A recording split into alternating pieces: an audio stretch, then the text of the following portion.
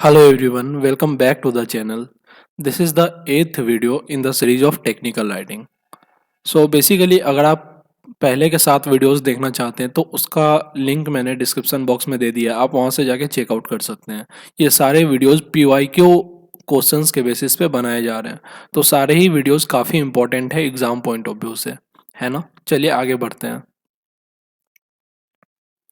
इस वीडियो में हम लोग इम्पोर्टेंस ऑफ विजुअल एड्स के बारे में पढ़ेंगे। ये क्वेश्चन प्रीवियस ईयर में कई बार पूछे गए हैं रिपीटेडली, तो आप इस क्वेश्चन को इग्नोर नहीं करें और अच्छे से पढ़ के जाएं, है ना। तो सबसे पहला पॉइंट है, visuals can work to help readers see what something looks like without having to describe it in writing such as photos, illustrations and maps. जैसे कई बार होता है कि हम लोग चीज़ों को लिख के समझाते हैं ऑडियंस को, लेकिन आप फोटोज़ भी दे देंगे या इलस्ट्रेशंस भी दे देंगे एग्जाम्पल के लिए या समझाने के लिए, तो वो वर्क कर सकती है ना। तो वहाँ पे विजुअल्स हेल्प कर सकता है। सेकेंड है, visuals can also be effective in representing data such as quantities और financial information by using visually pleasing and easy to understand tables, charts and graphs.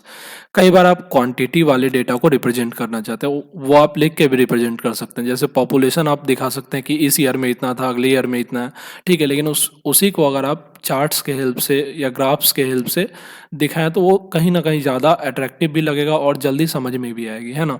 तो यहाँ पे ये सेकेंड पॉइंट था। थर्ड पॉइंट क्या है, technical communicators also use visual tools such as flow charts, Gantt charts, diagrams and infographics to help readers understand processes और relationships. मतलब technical communicators जो होते हैं वो विजुअल टूल्स जैसे फ्लो चार्ट्स का यूज़ करते हैं, गैंट चार्ट्स का यूज़ करते हैं, डायग्राम्स का यूज़ करते हैं। किसके लिए?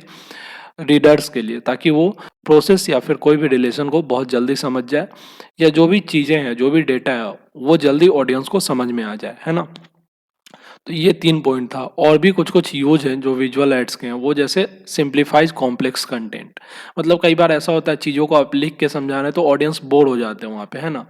लेकिन वहीं पे अगर आप इमेज या फिर एनिमेशन के थ्रू समझाने की कोशिश करेंगे तो वो बहुत सिंपल हो जाएगा, है ना। तो एक इम्पोर्टेंस तो ये भी हो गया। नेक्स्ट है इम्प्रूव्स रिटेंशन।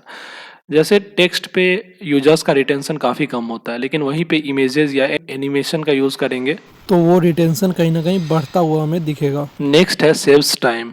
ऑब्वियस सा बात है, अगर कोई भी चीज़ टेक्स्ट में लिखा है तो उसको लिखने में भी और इवन ऑडियंस को समझने में भी काफ़ी ज़्यादा टाइम लगेगी।